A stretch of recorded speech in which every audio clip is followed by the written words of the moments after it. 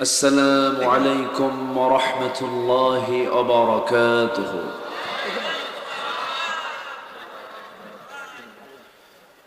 إن الحمد لله الأكرم الذي خلق الإنسان وكرم وعلمه من البيان ما لم يعلم، فسبحان الذي لا يحصى امتنانه باللسان ولا بالقلم. نشهد أن لا إله إلا الله وحده لا شريك له، ونشهد أن سيدنا وحبيبنا ومولانا محمدًا عبده ورسوله الذي أرسله بالحق بشيرا ونذيرا وداعيا إلى الله بإذنه وسراجا وقمرا منيرا. فقد قال الله تعالى في كلامه المجيد وفرقانه الحميد: أعوذ بالله من الشيطان الرجيم. بسم الله الرحمن الرحيم.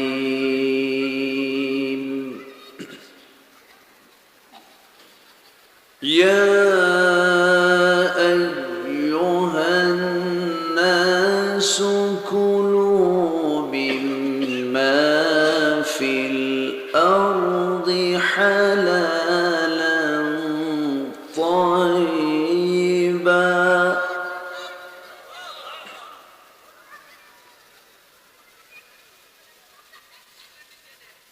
ولا تتبعوا خطوات الشيطان إنه لكم عدو مبين.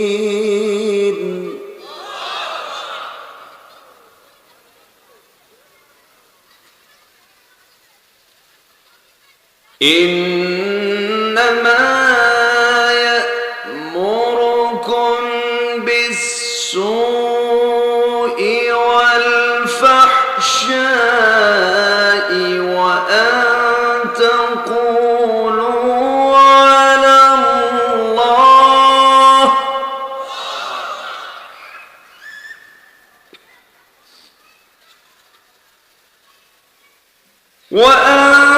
تقولوا على الله ما لا تعلمون.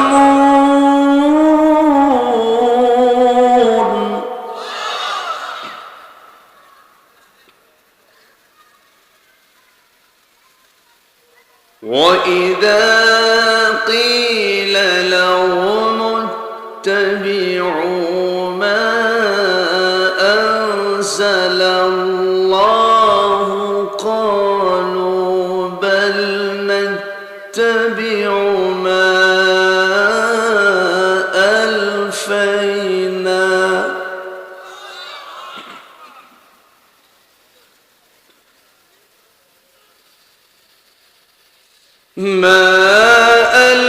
ألفينا عليه آباءنا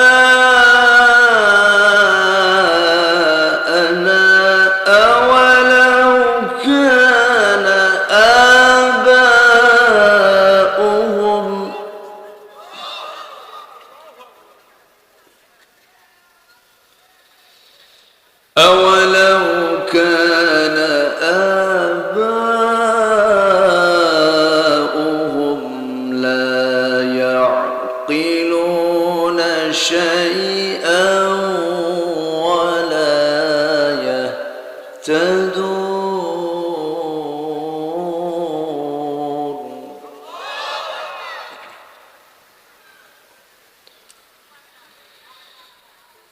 الله أكبر. بسم الله الرحمن الرحيم.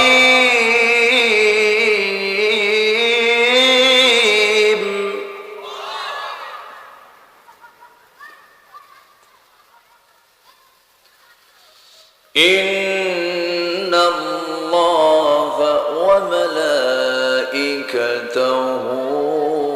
يصلون على النبي يا أيها الذين آمنوا صلوا عليه وسلموا تسليما. اللهم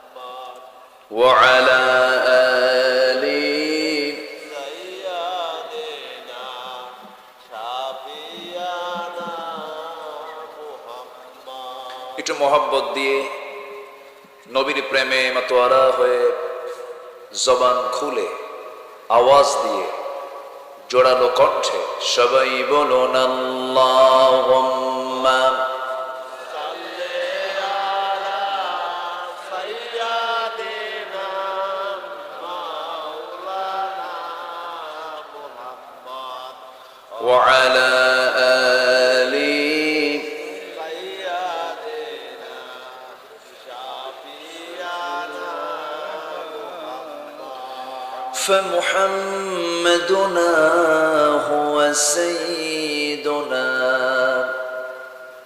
فمحمدنا هو سيدنا فالعز لنا لإجابته.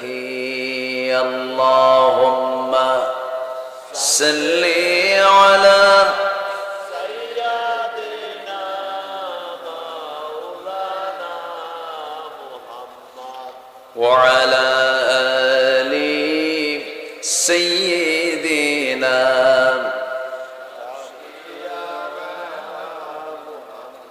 সবাই বলুন بلغ العلا بكماله كشف التجى بجماله حسنت جميع خصاله.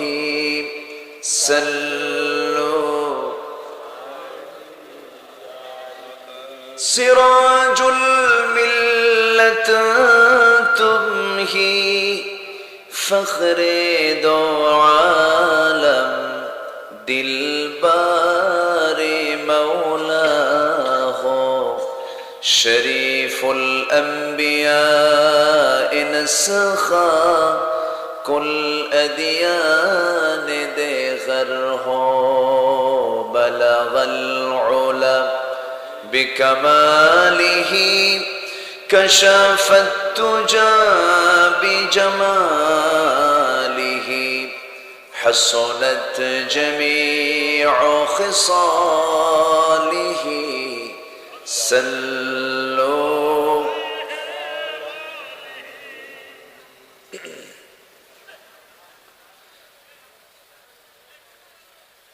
বৃহত্তর ফরিদপুর অঞ্চলের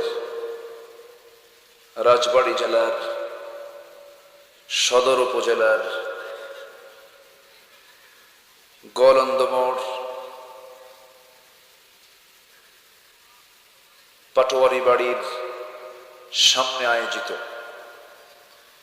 মাহফিল ইন্তেজামিয়া কমিটি কর্তৃক আয়োজিত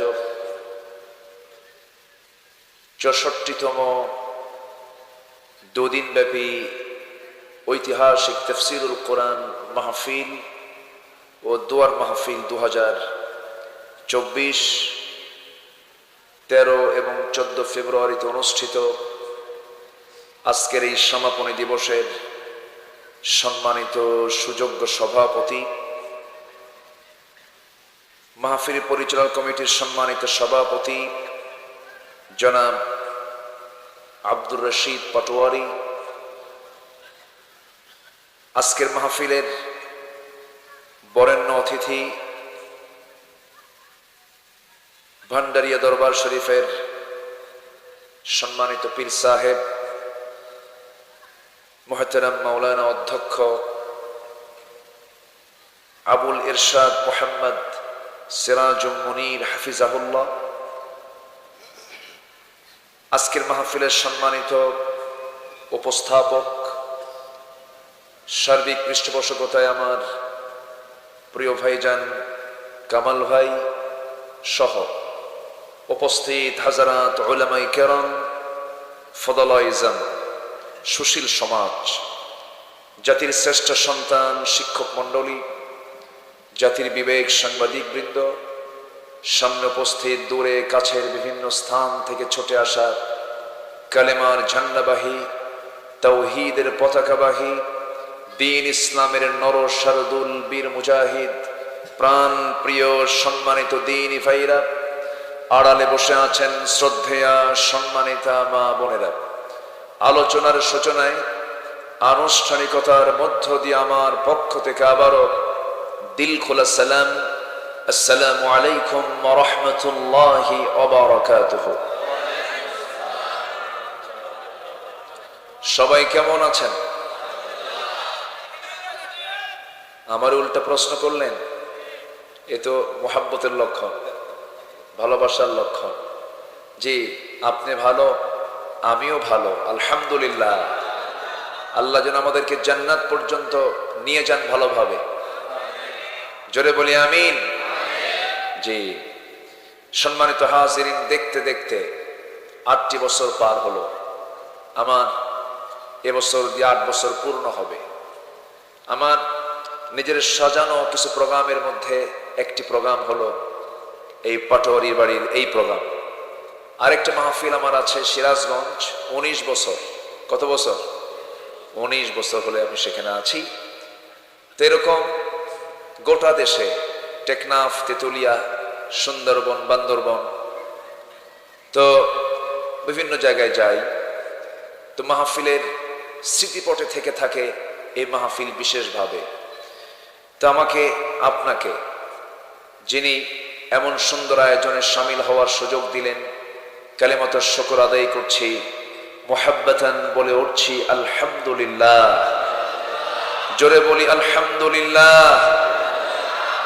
চিৎকার মেরে বলছি আল্লাহুম্মা ইন্নী আসআলুকা আল হুদা ওয়াত তুকা ওয়াল আফাফা ওয়াল গিনা।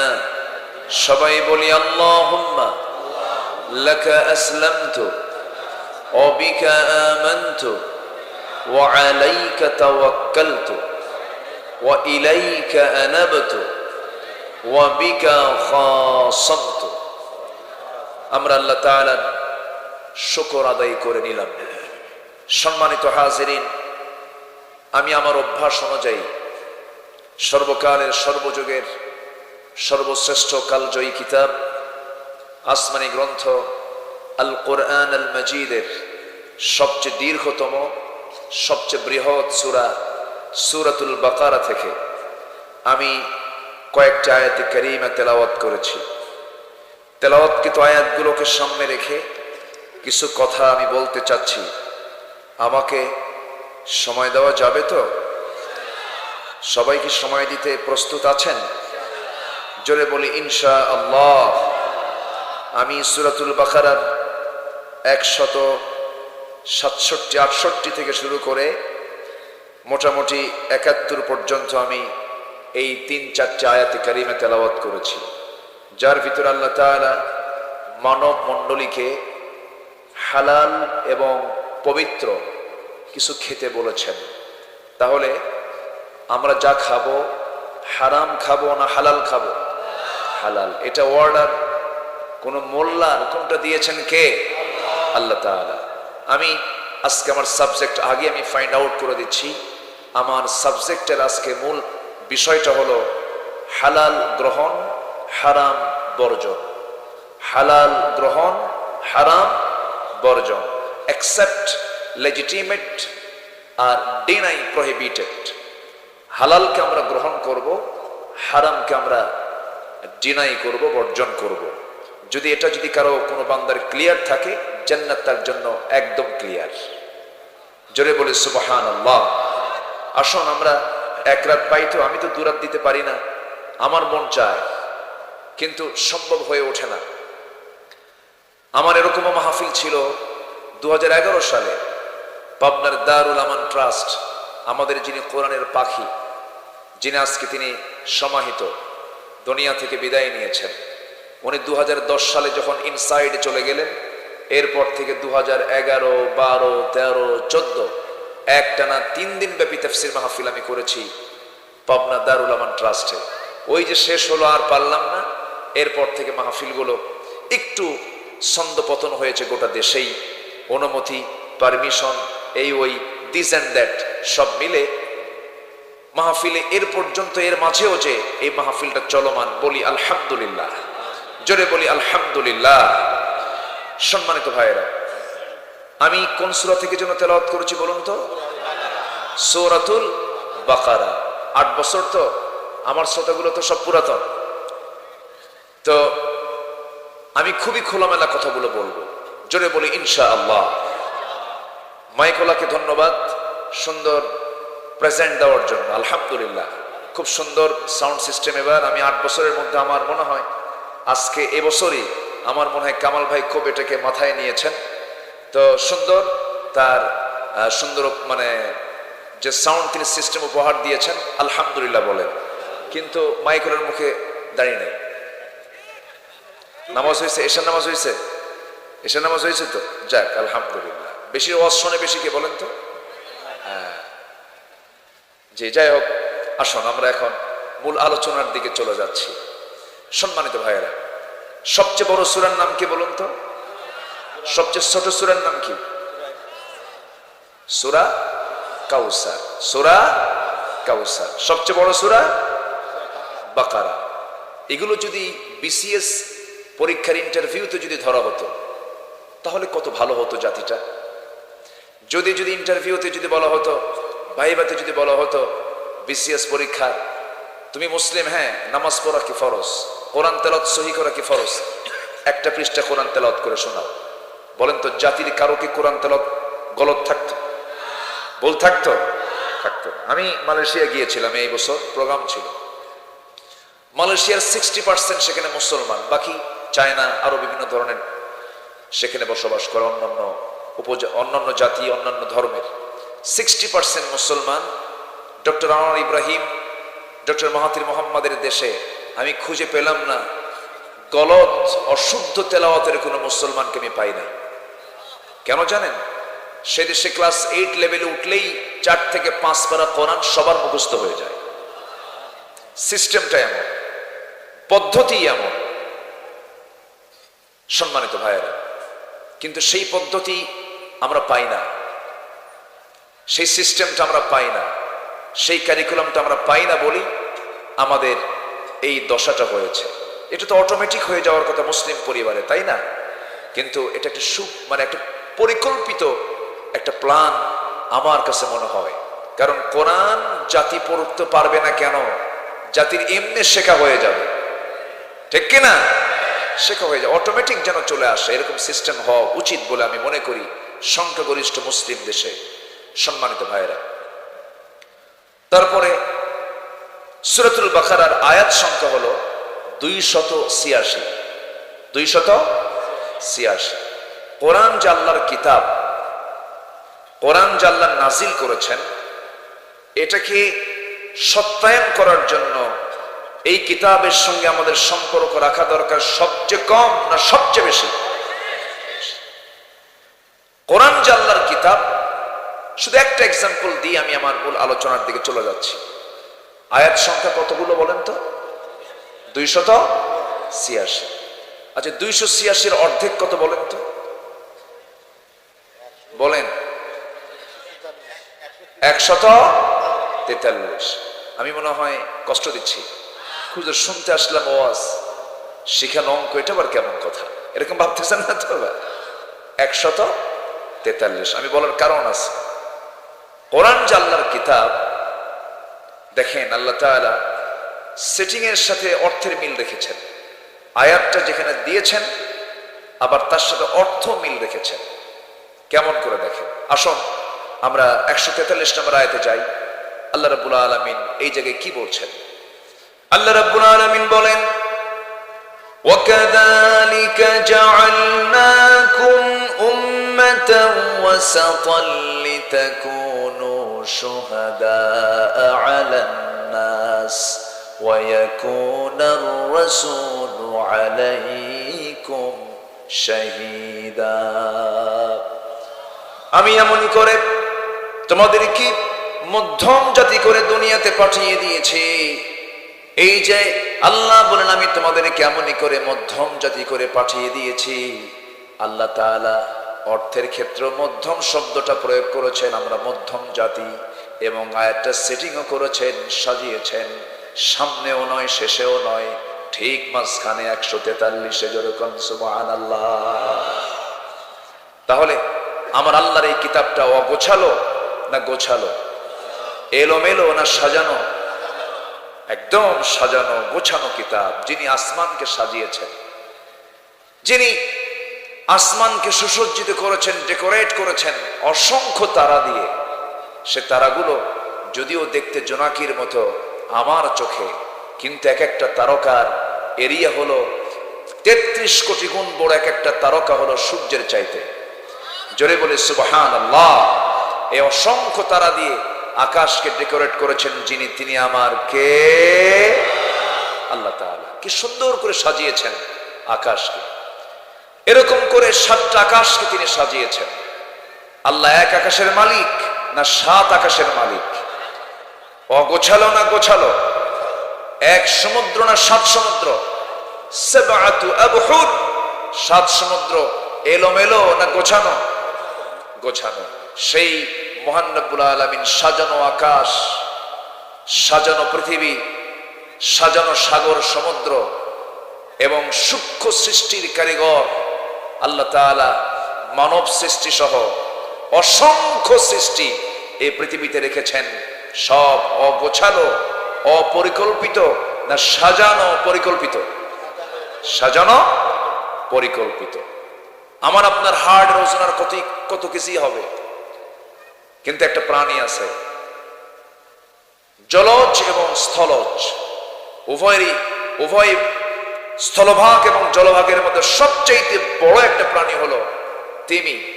তিমির হাড়ের ওজন হলো 600 কেজি। যেরকম সুবহানাল্লাহ। কত কেজি বলেন? তাহলে ছোট মোটো ট্রাক অথবা একটা গাড়ি।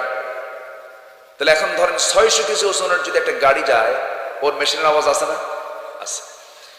এই 600 কেজি ওজনের এই হার্ট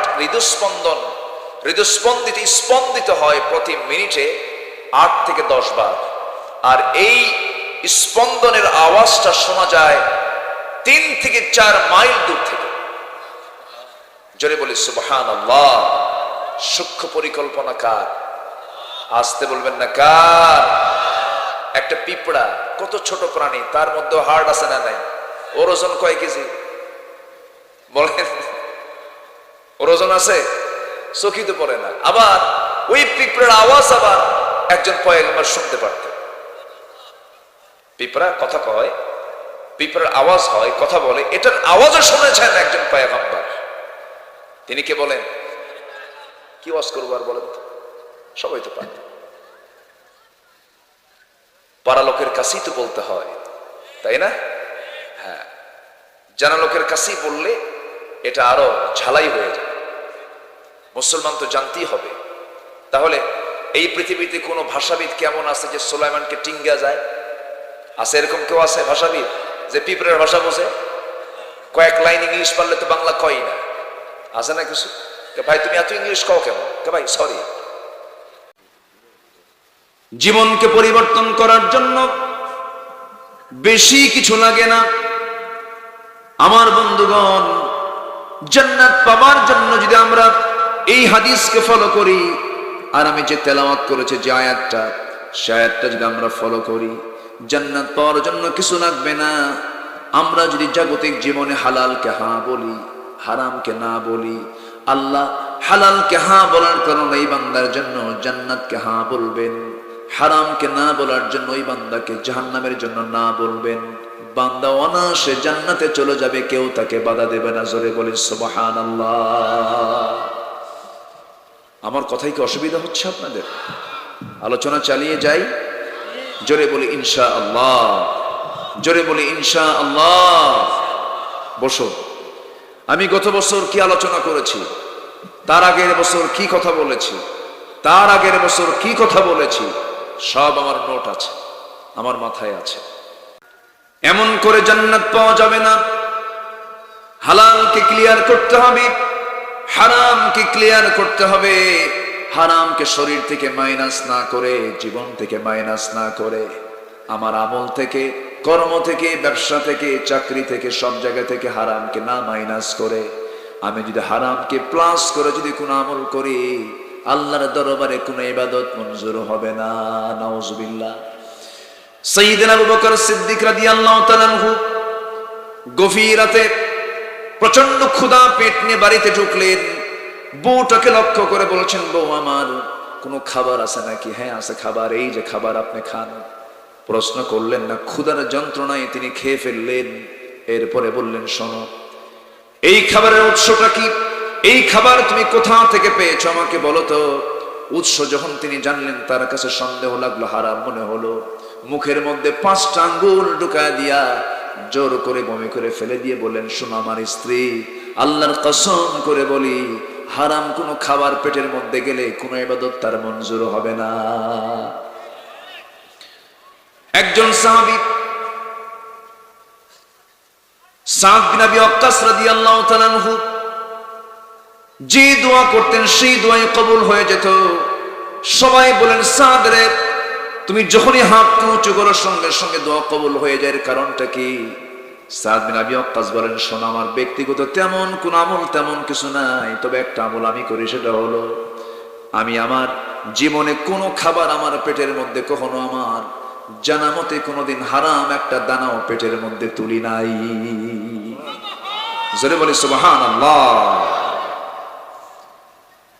আমার ভাইরা, আল্লাহ রাব্বুল আলামিন একই বিষয়ে কিছুক্ষণ পর আবার বলছেন, ইয়া আইয়ুহাল্লাযীনা আমানু কুলু মিন তাইয়্যিবাতি মা রাযাকনাকুম ওয়াশকুরু লিল্লাহি ইন কুনতুম ইয়্যাহু তা'বুদুন। জোরে বলুন আল্লাহু আকবার।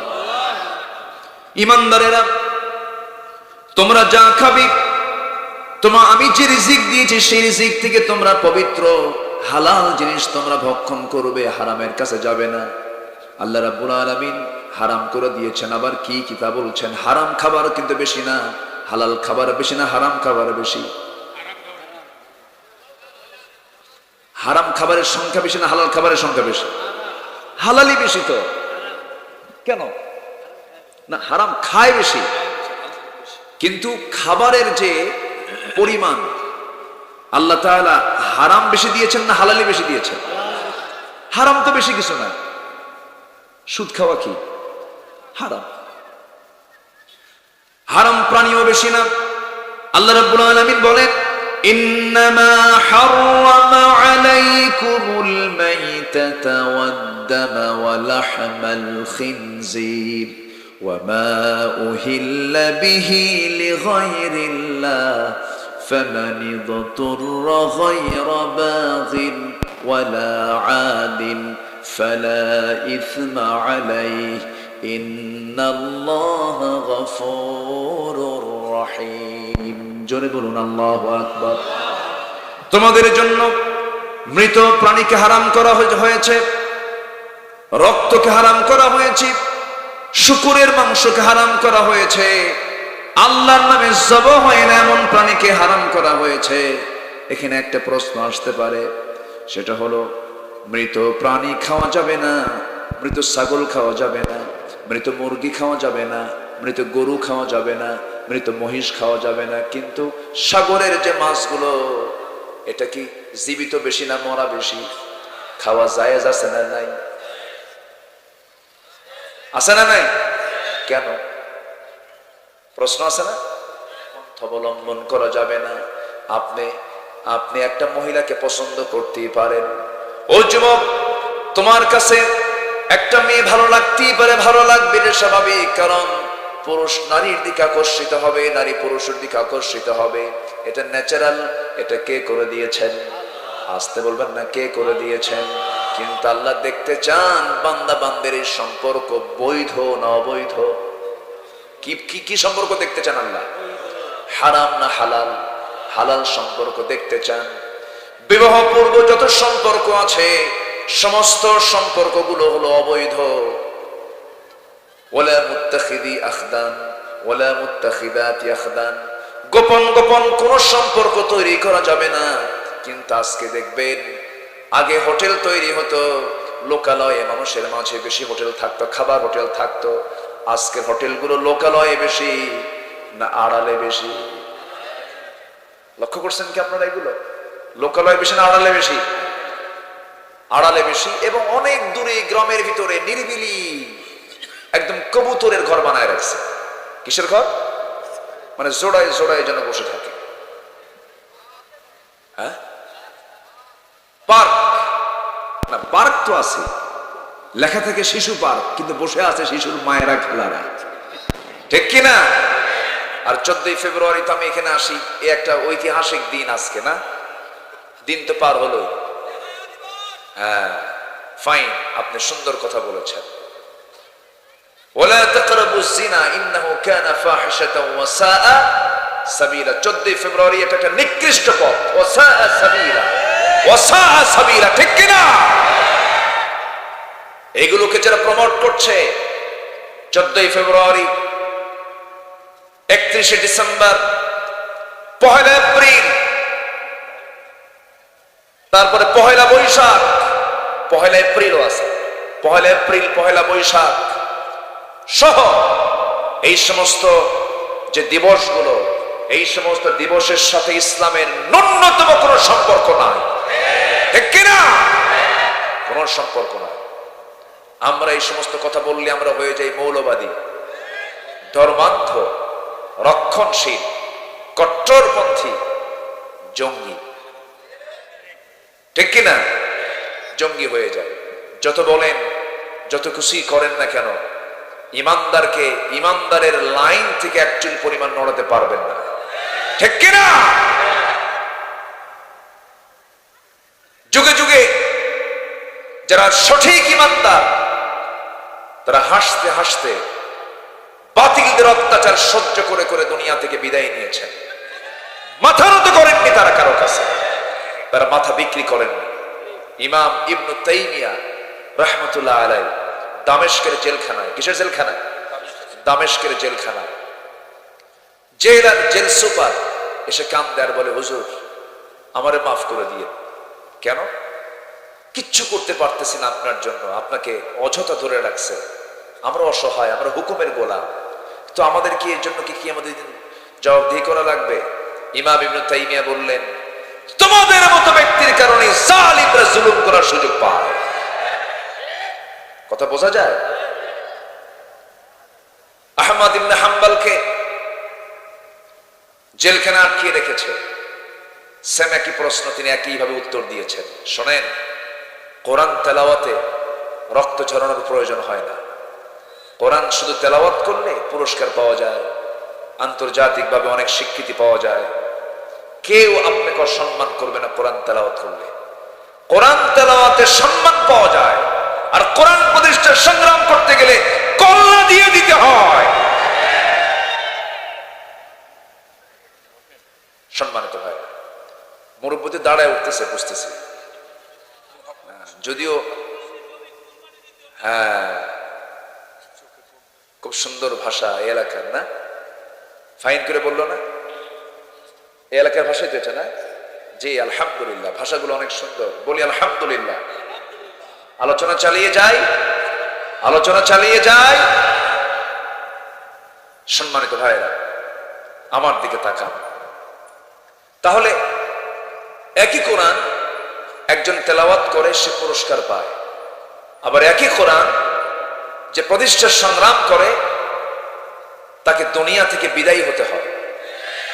একই কোরআন, কিন্তু তাহলে দুইজনের কাজ কি একরকম না দুই রকম? দুই রকম। আমরা একটা পাখিকে হারিয়ে ফেলেছি। আমার এমন কোন দোয়া নাই যে দোয়ায় তার জন্য আমার দোয়া বাদ যায়। যেন এই ময়দানটা যেন কেমন যেন একটা মরা মরা ভাব হয়ে গেছে। সম্মানিত ভাইয়েরা, উনি আমাকে খুব ভালোবাসতেন। ওনার প্রতিষ্ঠিত দারুল কোরআন সিদ্দিকে মাদ্রাসায় আমি প্রতি বছর যেতাম। খুলনা 4 বছর আমি একটানা গিয়েছি। উনি বলেছেন তার ছেলেদেরকে, বাবা আমার আল আমিনকে আমার মাদ্রাসায় দাওয়াত দিবা। উনি খুব ভালোবাসতেন। উনি ওনার সবচাইতে প্রিয় যে টুপিটা, পছন্দের যে টুপিটা, সেই টুপিটাও তার ছেলের মাধ্যমে আমাকে তিনি গিফট করেছেন। ওনার ব্যবহৃত 2টা জুব্বা আমি পরি না, মাথার টুপিটাও পরি না, খালি ঘ্রাণ নেই মাঝে মাঝে। আজকে এই পাখিকে আমরা হারিয়েছি। আমার দেশে মানুষ মরে যাওয়ার পরে দাম বাড়ে, আমরা মূল্যায়ন করতে পারলাম না। আল্লাহ তুমি তাকে জান্নাতের উচ্চ মাকাম দিয়ে দাও, জোরে বলি আল্লাহ। সম্মানিত ভাইয়েরা, আমি তার কথা ভাবলে আমি বাকরুদ্ধ হয়ে যাই, আমার কেমন যেন লাগে। সম্মানিত ভাইয়েরা, তবে আমাদের সবচেয়ে বেশি প্রাপ্তির জায়গা হলো ইহকাল না পরকাল? বলেন ইহকাল না পরকাল? পরকাল। তবে জুলুম, যিনি মাজলুম হন, মাজলুমের ফরিয়াদ, মাজলুমের রক্ত কখনো বৃথা যায় না। আসতে বলবেন না, জোরে বলুন ঠিক কিনা? বৃথা যায়? বৃথা যায় না। আমার কাছে মনে হচ্ছে খুব বেশি দিন সময় নেই, আগামীর দিন হবে ইসলামের দিন। জোরে বলি ইনশাআল্লাহ। কবি সম্রাট আল্লামা ইকবাল বলছেন, निकल से सहारा जिसने रमा की सल्तनत का उलट दिया था, सुना है यह कुदसिमों से मैंने ओह शिर पर होशियार होगा। যে সত্য রোমান সালতানাতকে তছনছ করে দিয়েছিল, সেই সিংহ ঘুমিয়ে আছে শুনেছি গণকের কাছ থেকে। আবার ফিরে আসবে তার উত্তরসূরিরা, সূর্য বীর্য নিয়ে তারা আবার ফিরে এসে সেই হারানো ঐতিহ্য আবার তারা ফুটে তুলবে। জোরে বলি ইনশাআল্লাহ। আমার বন্ধুগণ, কিন্তু ইমানটা যদি মজবুত করতে পারি, যে ইব্রাহিমকে আগুনে ফেলে দিয়েছিল, সেই ইব্রাহিমের জন্য আগুনটা জান্নাতের টুকরা হয়েছিল। ইমানের নূরের কাছে আগুনটা নিভিয়ে গিয়েছিল। আল্লামা ইকবাল বলছেন, আজভি হজু ইব্রাহিম কা ইমা পায়দা আগ কর সকতি হ্যায় এক আন্দাজ গুলিস্তা পায়দা। আজ কোথাও যদি উদয় হয় ইব্রাহিমের মতো ইমান করতে পারে অগ্নিকুণ্ডে খুবসুরত এক গুলিস্তান। জোরে বলুন আল্লাহু আকবার। যুগে যুগে যারা আল্লাহর পথে যারা লড়াই করে গেছেন, তাদের তামান্না ছিল 1000 বার মরব, 1000 বার যদি আল্লাহ জীবিত করেন 1000 বার শহীদ হয়ে যাব, তবু বাতিলের কাছে আমরা মাথা নত করব না। আল্লাহ ইকবালের সেই কালোজয়ী কবিতাগুলো ইতিহাস অমর হয়ে আছে।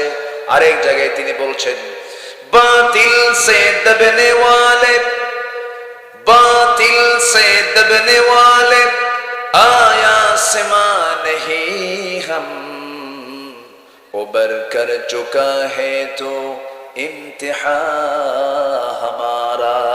जोरे बोलुन আল্লাহু আকবার। 100 বার জীবন দিতে আমরা প্রস্তুত আছি, কিন্তু ইমানদার 100 বার জীবন দিতে পারে, কিন্তু বাতিলের সামনে কখনো মাথা নত করতে পারে না। সাহাবায়ে কেরামের শিক্ষাগুলো দিয়ে গেছেন, আল্লাহ নবীর এই শিক্ষাগুলো দিয়ে গেছেন। হারাম কোন পথ তারা অবলম্বন করেন নাই, বিকৃত পথ তারা অবলম্বন করেন নাই, অনৈতিক কোন পথ তারা কখনো গ্রহণ করেন নাই। আল্লাহ রাব্বুল আলামিন সেজন্য বলছেন, বান্দা তাগুতকে আগে অস্বীকার করো, এরপরে তুমি ঈমান আনো। ফামাইয়াকফুর বিত্তাগুতি ওয়া ইউমিন বিল্লাহ ফাকাদ ইসতামসাকা বিল উরওয়াতিল বুসকা লা ফিসামা লাহা। জোরে বলুন আল্লাহু আকবার। যে বান্দা তাগুতকে অস্বীকার করলো, ঈমানকে যে বান্দা গ্রহণ করলো, তার শক্ত অবস্থানের চাইতে আর কার শক্ত অবস্থান হতে পারে যা কখনো ভাঙবার নয়। এই জন্য আমরা তাগুতকে অস্বীকার করব। তাগুত মানে হলো যে নিজে মানে না আল্লাহকে, কাউকে মানতে দেয় না, যে নিজে আল্লাহর আইনকে মানে না, অন্য কাউকে মানতে দেয় না, তারাই হলো তাগুত। এমন তাগুত বুঝি বাংলার জমিনে নাই? আসতে বলবেন না, আছে না নাই? আমার বন্ধুগণ একটু কান লাগান। হারাম কোনো পন্থা আমরা অবলম্বন করব না, হারাম কোনো কাজের দিকে আমরা যাব না। আল্লাহ রাব্বুল আলামিন আরেক জায়গায় বলছেন, তাআওয়ানু আলাল বিররি ওয়াত তাকওয়া ওয়া লা তাআওয়ানু আলাল ইসমি ওয়াল উদওয়ান। ভালো কাজে, পুণ্যের কাজে পরস্পরকে সহযোগিতা করো, হারাম কাজে, যেটা অবৈধ কাজ, পাপের কাজ, সেই কাজে তোমরা পরস্পরকে সাহায্য করতে যেও না। কার কথা? আসতে বলবেন না, কার কথা? আল্লাহর কথা। আজকে মদ সমাজ অ্যাভেলেবেল হয়ে গেছে, মদের বোতল রাজবাড়ী জেলার মনে হয় কোথাও পাওয়া যায় না। আসতে বলবেন না, আছে না নাই? রাজবাড়ী জেলার, শুধু রাজবাড়ী জেলার প্রবলেম নয় এটা, শুধু যশোরের প্রবলেম নয়, শুধু ফরিদপুরের প্রবলেম নয়, গোটা দেশের 64 ডিস্ট্রিক্টে, 64 জেলাতে মদের বোতল পাওয়া যায়, মদের দোকান পাওয়া যায়। কিন্তু এদিকে প্রশাসন বলে, হুজুর মাদকের বিরুদ্ধে কথা বলবেন। একটা প্রশ্ন করব আপনাকে, কূপের মধ্যে বিড়াল পড়ে মরে আছে, আপনি পানি পরিষ্কার করার জন্য আগে বিড়াল তুলবেন না পানি তুলবেন? আগে কি তুলতে হবে বলেন? বিড়াল তুলতে হবে। মরা বিড়াল কূপের মধ্যে রেখে যদি গোটা কূপের পানিও যদি তুলে শেষ করে ফেলেন, কূপ কি পাক হবে নাকি? কূপ পাক হবে? পাক হবে না।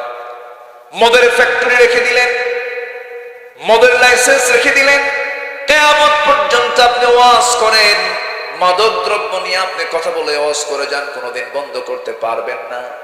জেনা বন্ধ করতে পারবেন না। পর্দার বিধান না হলে পরে একটা মেয়ে উলঙ্গ হয়ে অর্ধলগ্ন হয়ে রাস্তায় ঘুরে বেড়াচ্ছে, ছেলেকে বলতেছে খবরদার তাকাবি না, এটা কি কাম হবে? কাম হবে না। বরঞ্চ তার গায়ে কাপড়টা ঢেকে দিয়ে বলতে হবে পর্দার বিধানটাকে জারি করো, তাহলে তাকাবে না। কিন্তু মেয়েকে উলঙ্গ করে রেখে দিয়েছে বলে তাকাবি না, ইফটিজিং মামলা দেব। এটা তো সিস্টেম নয়। আমার বন্ধুগণ, পর্দার ব্যাপারে কথা বললে আমাদেরকে বলা হয় রক্ষণশীল।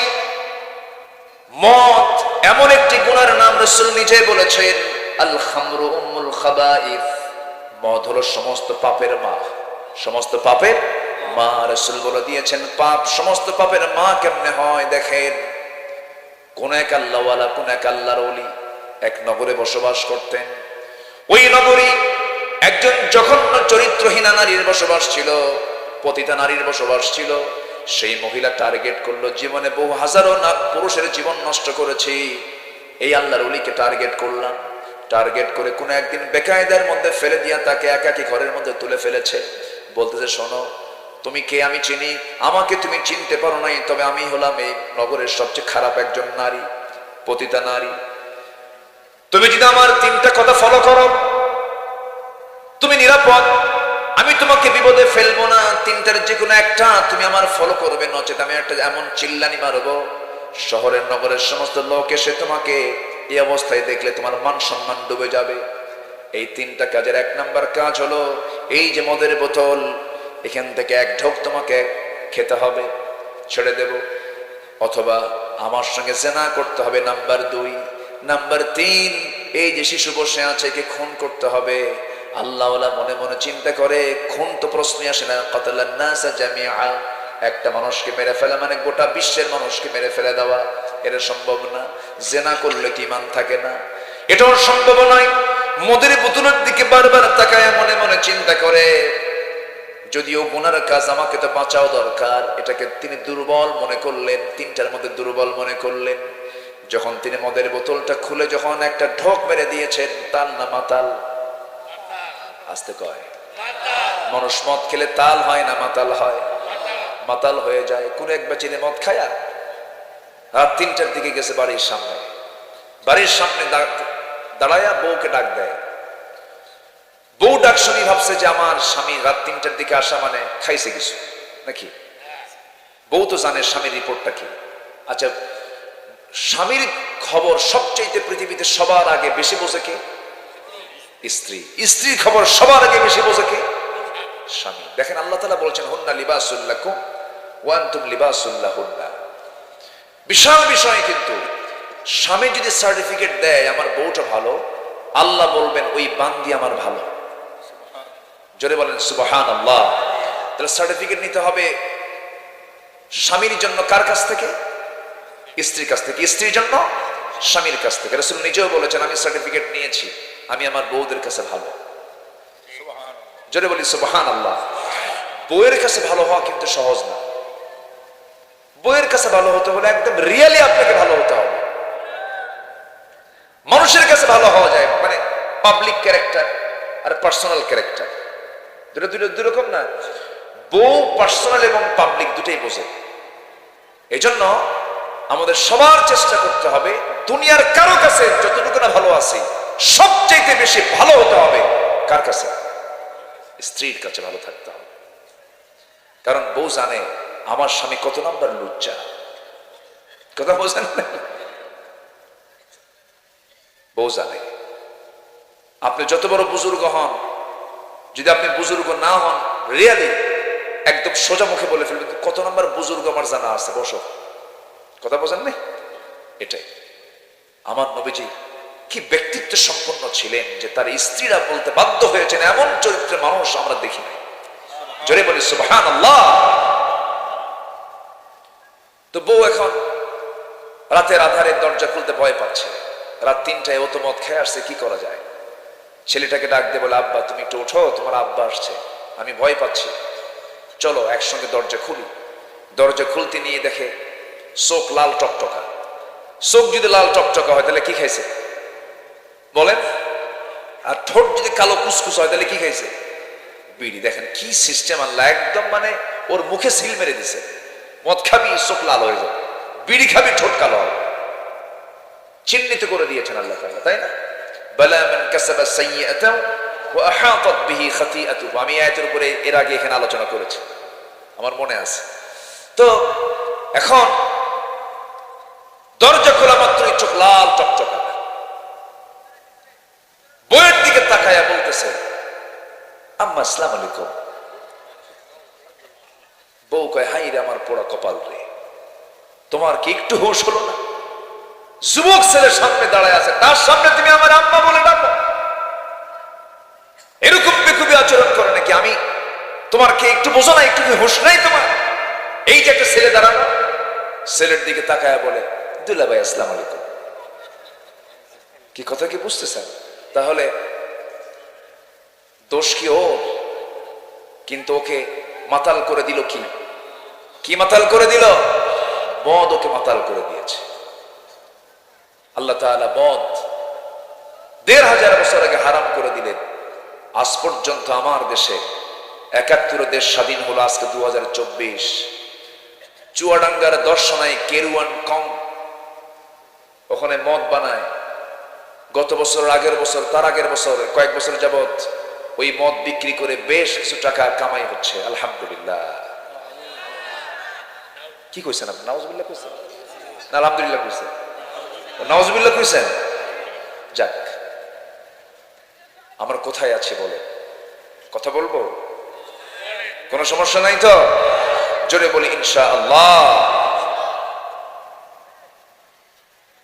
তাহলে মাছ কেন হারাম হলো না? মরা প্রাণী, কথা বাদ আছে না? ওটা শুনবেন না? এদিকে আল্লাহর ওলি ঢুকে, আল্লাহর ওলিকে পেছে ফেলায় দিছে কে? এক খারাপ নারী, এবং তাকে দিয়েছে তিনটা অপশন, মদ খাবি, জেনা করবি, নয় কি করবি, হত্যা করবি। মাঝখানে দুইজন ওঠে কেন? আবার আসবেন? আবার আসবে তো নাকি? আচ্ছা, এই আপনার বসে, কোনো ওঠাউঠি নাই, হ্যাঁ ঠিক আছে কিনা? আমি খুব বেশি কষ্ট দেব না, এই তো আর কিছুক্ষণ, আর একটু সময় আমি চাচ্ছি, আমাকে কষ্ট সময় দেওয়া যাবে না ইনশাআল্লাহ? একটু বসেন, আপনারা আসতে দেরি করেছেন, আমি আরো আগে উঠতে চেয়েছিলাম। হ্যাঁ, ফজর আজান পর্যন্ত থাকেন আপনারা, আমি চলে যাবো না। আমার কি আর সম্ভব? আমার তো এক রাত না, আমার তো সব রাত, সব দিকে তাকাতে হবে। আমাদের ওয়াজ বেশি দরকার না আমল বেশি দরকার? ওয়াজ বেশি দরকার না আমল বেশি দরকার? হালাল গ্রহণ, বলেন হালাল গ্রহণ, হারাম বর্জন। জোরে বলি ইনশাআল্লাহ। মনে থাকবে তো? আমার বন্ধুগণ, ওই আল্লাহর ওলি মদটাকে বেছে নিলেন, মনে করলেন বুঝি আমি মদ্যপান একটু করলেই বেঁচে যাব। না না, আল খামরু উম্মুল খাবাইস, মদ তো সমস্ত পাপের মা। যখন তিনি একটা ঢোক মেরে দিয়েছেন, যে জীবনে জর্দা খায় নাই, প্রথম দিন যেদিন তার জীবনের প্রথম দিন জর্দা খাবে, মাথা ঠিক না ব্যাঠিক, শীত হয়ে পড়ে যাবে। মদের বোতল থেকে এক ঢোক যখন মেরে দিয়েছে, মাতাল হয়ে গেছে। মাতাল যখন হয়ে যায়, জেনাটা তার জন্য কঠিন না সহজ হয়ে যায়? জেনাও হলো, তখন তার জন্য খুন করাটাও কঠিন হয় না সহজ হয়? খুন হয়ে গেল, একটা পাপ আর একটা পাপকে টেনে আনে, তার নাম হলো মদ। সেই মদ যুবকরা যারা তোমার হাতে তুলে দিতে চায়, যেই আবার তোমার হাতে তুলে দিতে চায়, অবৈধ নারী যারা তোমার হাতে তুলে দিতে চায়, খুব মনোযোগ দিয়ে শোনো, সে তোমাকে জাহান্নামের দিকে নিয়ে যেতে চায়। যে নেতৃত্ব মানতে গেলে মদের বোতল তোমার হাতে তুলে দেয়, নারী তোমার হাতে তুলে দেয়, তারপরে জুয়ার আসর তোমার হাতে তুলে দেয়, ওই সমস্ত নেতৃত্বের মুখে আমরা থুতু মারি, জুতা মারি। রাজি আছেন কারা কারা? হাত উঁচু করে দেখান মুসলমান।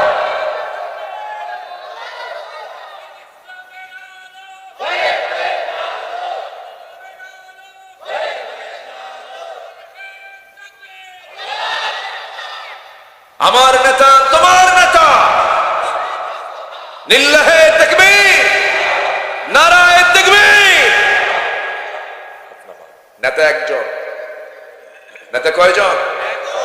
তিনি হচ্ছেন, এত নেতা নিয়ে পেঁয়াজ নুসের দরকার নাই, আমরা এক নেতার পিছনে থাকবো, মুহাম্মদ সাল্লাল্লাহু। যে নেতার জন্য আমরা নামাজেও দোয়া করি, দোয়া করি না? দোয়া করি আল্লাহুম্মা সাল্লি আলা, বলেন আল্লাহুম্মা সাল্লি আলা মুহাম্মদ ওয়া আলা আলি মুহাম্মদ কামা সাল্লাইতা আলা ওয়া আলা আলি ইব্রাহিম। আমার রাসূল আছেন, আমার বাপও আছে। হ্যাঁ, দোয়া আছে না নাই? নামাজে তুমি রাসূলের প্রশংসা করো, সমাজে তুমি রাসূলের প্রশংসা না করো, অন্য নেতার প্রশংসা করো কেন? ঠিক কিনা? নামাজেও প্রশংসা, সমাজেও প্রশংসা, মুহাম্মদ সাল্লাল্লাহু আলাইহি ওয়াসাল্লাম। ঠিক কিনা? সম্মানিত ভাই, সম্মানিত বন্ধুগণ, আমার নবীজি সুদকে নিষিদ্ধ করে দিলেন, জেনাকে নিষিদ্ধ করে দিলেন, জুয়ার আসরকে নিষিদ্ধ করে দিলেন। করেন নাই? ওগুলো কি এমনি এমনি হয়েছে? এমনি এমনি এগুলো বন্ধ হয়েছে? জিহাদের প্রয়োজন হয়েছে। যে নামাজি জিহাদকে ইনকার করে, যে নামাজি ইনফাক ফি সাবিলিল্লাহকে অবহেলা করে, ইন্নাল্লাহ ইশতারা মিনাল মুমিনিনা আনফুসাহুম ওয়া আমওয়ালাহুম বিআন্না লাহুমুল জান্নাহ। যে ব্যক্তি নামাজকে আদায় করে, রোজাকে আদায় করে, হজ পালন করে, সবই করতেছে, কিন্তু জিহাদ এবং ইনফাক ফি সাবিলিল্লাহ, আল্লাহর পথে দান এবং জিহাদকে যে ব্যক্তি অবহেলার চোখে দেখে, তার কোনো আমল কবুল হবে না।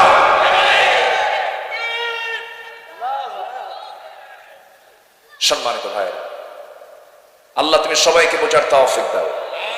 জোরে বলি আমিন। আমি কার গোলাম? আমি কার গোলাম? আমি যে আল্লাহর গোলাম, আমাকে চেনার দরকার আছে না? কাকে চিনবো? আবার কাকে চিনবো? আমার নেতাকেও চেনার দরকার আছে না নাই? আমার সবচেয়ে বিশ্বস্ত বন্ধু হচ্ছেন মুহাম্মদ সাল্লাল্লাহু, আর সব বন্ধু হলো অবিশ্বস্ত, কোনো গ্যারান্টি নাই। আর আমার বিশ্বস্ত বন্ধু মুহাম্মদ সাল্লাল্লাহু আলাইহি ওয়াসাল্লাম, কি বন্ধু আমার, যাকে সব জায়গায় লাগবে। রাসূলকে ভালোবাসার তৌফিক আমাদেরকে দান করুন। জোরে বলি আমিন, আরো জোরে আমিন। রাসূল কবিতাকে খুব ভালোবাসতেন। রাসূল কবিতাকে খুব, হাসান বিন সাবিত রাদিয়াল্লাহু তাআলা আনহু 4 লাইন পড়লেন নবীর পিছনে বসে বসে ঘোড়ার পিঠে। রাসূল বলেন, হাসান আরো 4 লাইন শোনাও। এরকম করে হাসান বিন সাবিত রাসূলকে 100 পংক্তি শোনালেন। রাসূল শুনলেন। কবিদেরকে দাম দিয়েছেন মুহাম্মদ সাল্লাল্লাহু, কারণ কবিতার একটা কবিতা 2 ঘন্টা ওয়াজের সমান হয়ে যায়। সম্মানিত ভাইয়েরা, আমাদের প্রিয় বন্ধুকে, আমাদের প্রিয় বন্ধু 2 নম্বর, 1 নম্বর তো আল্লাহ আছেনই, 2 নম্বর বন্ধুকে মুহাম্মদ সাল্লাল্লাহু, ইন্নামা ওয়ালিয়ুকুমুল্লাহু ওয়া রাসূলুহু ওয়াল্লাযীনা আমানু। তোমাদের 1 নম্বর বন্ধুকে, নাম্বার 2 হচ্ছেন মুহাম্মদ সাল্লাল্লাহু আলাইহি ওয়াসাল্লাম। এত সুন্দর আপনারা। আমি তো ভেবেছিলাম লোকজন এবার মনে হয় কম, কিন্তু আপনারা তো খুব চালাক। সব মানুষ চলে আসছেন শেষের দিকে। বলি আলহামদুলিল্লাহ, জোরে বলি আলহামদুলিল্লাহ। সম্মানিত ভাইরা, তাহলে আমরা খাবো হালাল না হারাম? পড়বো হালাল না হারাম? যা কিছু করব হালাল পথে না হারাম পথে? হারাম পথে না হালাল পথে? হালাল পথে। বরকত দিবেন কে? আস্তে বরকত দিবেন কে? গ্রামের মানুষ বেশি ধনী না শহরের মানুষ বেশি ধনী? বেশি খায় কারা? ভালো করে বলবেন। শহরে বেশি খায় না গ্রামে বেশি খায়? শহরে মানুষ খায় এটা প্লেটে। সে প্লেট কেমন জানেন? ফাঁকিবাজি প্লেট, তলা নেই, ফ্ল্যাট, তলাই নেই, বসে ডাইল খাওয়ার তো কায়দাই নেই ওই প্লেটে। হ্যাঁ, সমান বসে বসে পিএস কে বলে, পার্সোনাল সেক্রেটারিকে বলে, চার্ট নিয়ে আয়, ডাক্তার কি লিখছে দেখ। এতগুলো রুটি সামনে তৈরি করা, হাফ কেজি 1 কেজি আঙ্গুর সামনে, ফলমূল সামনে, ডাক্তারের চার্ট বের করে দেখে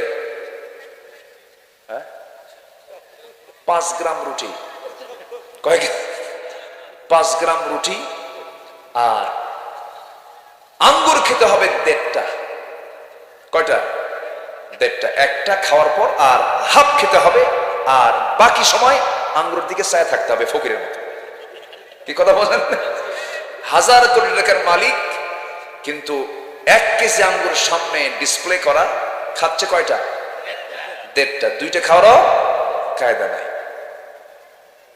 রুটি 5 গ্রাম, মিষ্টি কাছেই যাওয়া যাবে না, একদম ইনসুলিন মারতে হবে, উপায় নাই। আর শহরের মানুষ এরকম খায়, আর গ্রামের মানুষ কেমন খায়? হ্যাঁ, যখন বসে সামনে তো ওই প্লেট তো পোষাবে না, বলবে ফেলে দেয় কিসের প্লেট। একেবারে গামলা নিয়ে বসে, গাবলা ডিশ নিয়ে, বোল নিয়ে বসে। 1 কেজি ভাত খাওয়ার পরে বলে কেবল 1 সাইড বললো, হ্যাঁ আরো নিয়ে আয়। অতএব রিজিক কে দেন? আসতে বলো, রিজিক কে দেন? আল্লাহ। আল্লাহই খাওয়ান। আল্লাহ গরিবের টাকা দিচ্ছেন, তুই টাকা দেখবি। ধনীর, আল্লাহ ধনীর টাকা দিচ্ছেন, তুই শুধু টাকা দেখবি। আর গরিবের টাকা দেন না, তুই শুধু খাবি। যা, জোরে করে সুবহানাল্লাহ। উপায় নাই, কারণ টাকা তো এমনি হয়নি। টাকা বেশি হইলে, আমার দেশে যাদের টাকা বেশি তাদের অধিকাংশ হালাল না হারাম, ওই জন্য খাইতে পারে, ওই জন্য খাইতে পারে। কষ্ট পাচ্ছেন? কথাগুলো শুনলে অনেকের একটু মন খারাপ হবে, কিন্তু কিছু করার নাই তো, আমাকে বলতেই হবে কথাগুলো। মদের বিরুদ্ধে আমরা কথা বললে ওদের গা জ্বলে যায়, ওদের গা জ্বলে। কিন্তু মদ আমি হারাম করেছি, হুজুর হারাম করেছেন না, আল্লাহ হারাম করেছেন? আল্লাহ হারাম করেছেন। আমার বন্ধুগণ, হারামের কাছে আমরা যাব না। হারামের কোনো আরাম নাই, হারামের কোনো শান্তি নাই। হারাম নিয়ে কেউ কোনোদিন আরাম পায় না। সন্তান দেখবেন বদমাইশ হবে, সন্তান বেয়াড়া হয়ে যাবে, হারাম কামাই আপনি নিয়ে আসবেন বাড়িতে। আপনার সন্তানটার চুরুস কুকুস্ক হবে, আপনার সন্তান ইয়াবা খায় শীত হয়ে পড়ে থাকবে। আপনার সন্তান আপনার মাথায় পিস্তল ঠেকাবে, বলবে টাকা দে, ঠিক কিনা? মেয়েটা কথা শুনবে না, মেয়েটা বের হয়ে চলে যাবে, বউটা কথা শুনবে না, বউটা আরেকদিকে লাইন মারবে। যাই দেখবেন 4-5টা ওষুধ খায়ও ঘুম হয় না, শীত হয়ে পড়ে থাকেন, টাকা পয়সা হয়, লাভটা হলো কি? কিন্তু ঘরটা আপনি যদি হালাল দিয়ে সাজায় নেন, যদিও সেটা কুঁড়ে ঘর হয়, প্রত্যেক সদস্য যদি নামাজি হতে পারে, ওই পরিবারটাই হয়ে যেতে পারে জান্নাতের টুকরা। এই জন্য আমরা সাজানো গোছানো জীবনটা ধরবো, হারাম পন্থা অবলম্বন করব না। রাসূল যে পন্থাগুলো অবলম্বন করতে বলেছেন সেই পন্থার দিকে আমরা যাব। হারামের মধ্যে কোনো আরাম নাই। জেনা আল্লাহ দেখতে চান না, বিয়ে দেখতে চান? বিয়ে দেখতে চান। বিয়েতে রহমত দিয়েছেন কে? জেনার মধ্যে রোগ দিয়েছেন কে? আল্লাহ তাআলা রোগ দিয়ে দেন। জেনা আছে যেখানে রোগ আছে, সেখানে আজকের দুনিয়াতে রোগ বেশি না কম? পাপ বেশি না কম? পাপও বেশি, রোগও বেশি। পাপ কমে যাবে, রোগ কমে যাবে। আরেকটা তথ্য আমি আপনাদেরকে দিতে চাই, যদি কোনো নারীকে তালাক দিয়ে দেয় কোনো স্বামী, সেই তালাক প্রাপ্ত নারী বাড়িতে, বাবার বাড়ি অথবা ভাইয়ের বাড়িতে চলে আসলো, চলে আসার পর ওই মহিলা যদি অন্য কোনো স্বামী গ্রহণ করতে চান, কয়দিন সময় অপেক্ষা করতে হয় বলেন? হ্যাঁ, তালাক প্রাপ্তা মুতাল্লাকা বলেন? হ্যাঁ, 3 মাস সামথিং। হ্যাঁ, 3টা তুহুর তার যেতে হবে, তাই না? হ্যাঁ, 3 ইদ্দত তাকে পার। আল মুতাল্লাকাতু ইয়াতারাব্বাসনা বিআনফুসিহিন্না 3 কুরু। 3 কুরু পর্যন্ত তাকে অপেক্ষা করতে হবে। 3 মাস সামথিং, 3 মাস কিছু দিন তার যেতে হবে। কেন? একটা প্রশ্ন। আবার একটা নারীকে তালাক দিল, তাকে অপেক্ষা করতে হবে 3 মাস কিছু দিন। কিন্তু কোন স্বামী মারা গেল, তখন বউ কি হয়ে যায় বলেন? এলাকায় কি কয়? বিধবা হয়ে যায়। স্বামী হারালে তাকে কি বলে? বিধবা বলে। আমার দেশে আমি অনেকদিন আগে একটা ছেলে মোবাইল হারাইছে, মোবাইল। তো আমার বলতে, হুজুর মোবাইলটা হারায় আমি বিধবা হয়ে গেছি। কি কথা কি বুঝতেছেন? মোবাইল কত মানুষের জীবন যে শেষ করছে এই মোবাইল। কার বউ কে যে নিয়ে গেছে, ঠিক কিনা? কার বউ যে কে নিয়ে গেছে এই মোবাইল। কত বড় যে বিপদ এটা। দূরত্ব যতই হোক, কি গ্রামীণ ফোনের একটা আছে না, দূরত্ব যতই হোক কাছে থাকো। এই কাছে আইসা সব শেষ করে ফেলছে। গার্লফ্রেন্ড, বয়ফ্রেন্ড, জাস্ট ফ্রেন্ড, আর কি আছে কয় যুবকরা? কও না তো কিছু তোমরা। হ্যাঁ, ক্লোজ ফ্রেন্ড। আবার ব্রেকআপ, আরো কি কি যেন কয় না? হ্যাঁ, আরো কি কি যেন কয়। সব ওদের সাংকেতিক চিহ্ন আছে। বাবা এগুলো কইরো না, এগুলো শান্তি নাই, এগুলো শান্তি নাই, এগুলো কইরো না, মজা পাবা না। মাঝখান দিয়ে তোমার টাকা পয়সা গুলো লস হবে, শুধু চুরি ফিতওয়ালার লাভ হবে।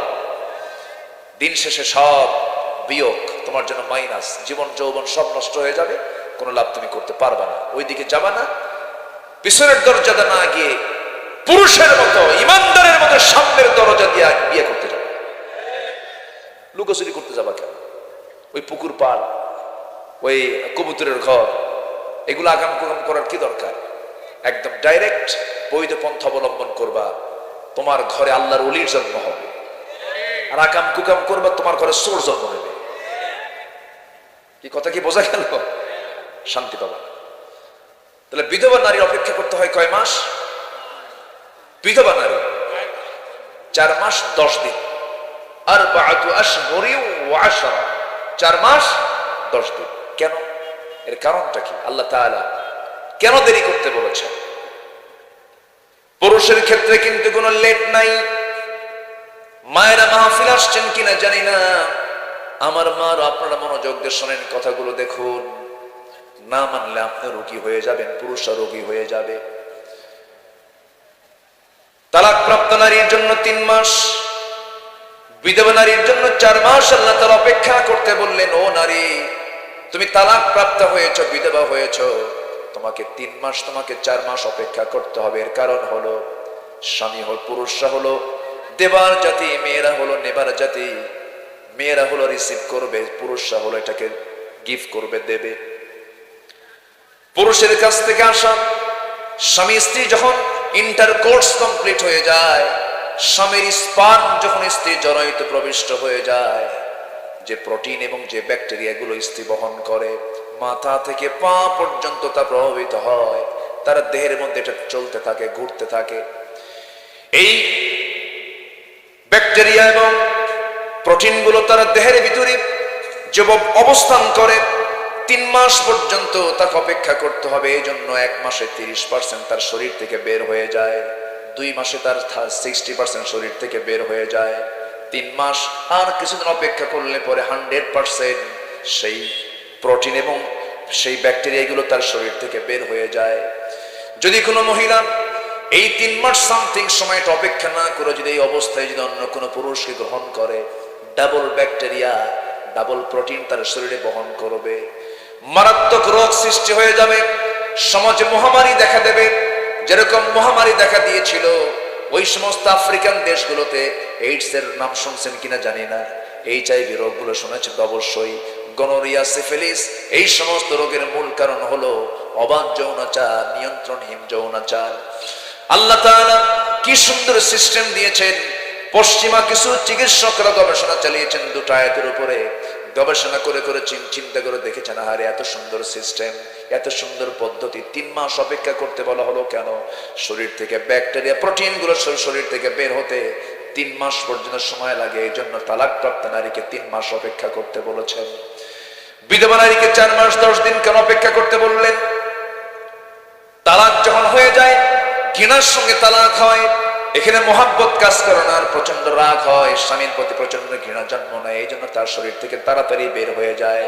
কিন্তু স্বামী হারিয়েছে যে মহিলা, তার চোখের পানি ফুরায় না, 4 মাস কান্দে, স্বামীকে শুধু বারবার মনে করে, আহারে আমার স্বামী কত ভালো ছিল রে, আহারে আমার স্বামী কত স্মৃতি আমার জীবনের রে।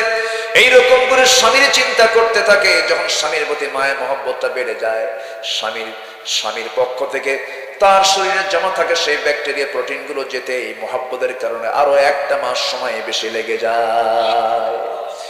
সায়েন্স গবেষণা করে চিন্তা করে বের করলো কেমন করে 1500 বছর আগে একটা মানুষের দ্বারা এমন তথ্য বের করা সম্ভব। তখন ওই ল্যাবরেটরির বড় বড় ডাক্তাররা বলতে বাধ্য হয়েছে, এই গোটা দুনিয়াতে যদি নারীদের তালিকায় যদি নিয়ে আসা হয়, পৃথিবীতে সবচেয়ে সুস্থ নারী যদি থাকে, মুসলিম পরিবারের ইসলাম যারা মেনে চলে তারা একমাত্র সুস্থ নারী। যেরকম সুবহানাল্লাহ, আল্লাহু আকবার বলে। হারাম ধরবো না হালাল ধরবো, হারাম কোন পন্থায় যাবা না, সমকামিতার চিন্তা মাথায় আনবা না। আজকে আমার দেশের কিছু ধ্বজভঙ্গ বদমাইশের সমকামিতাকে প্রমোট করার চেষ্টা করছে, আছে না নয়? ওদের গলা চিপে ধরবো আমরা, ঠিক কিনা? আমরা জানি মেল ফিমেল, নারী পুরুষ থেকে মানুষের জন্ম, মানুষের বংশ বিস্তার। এখন আবার মেল ফিমেলের সাথে আরেকটা লাগাইছে ট্রান্সজেন্ডার। ক্লাসের মধ্যে ঢুকায় দিয়েছে। ওই সমস্ত বেকুব গুলো কারা? থাপড়া সোজা করা দরকার বেদবদের।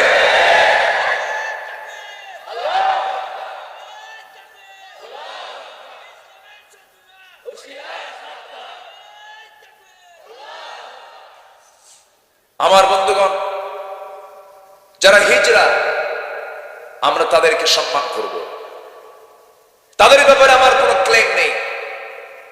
কিন্তু পুরুষ থেকে নারী হওয়া, শরীফ শরীফা, হাবিব হাবিবা, করিম করিমা, রহিম রহিমা, এটা কি?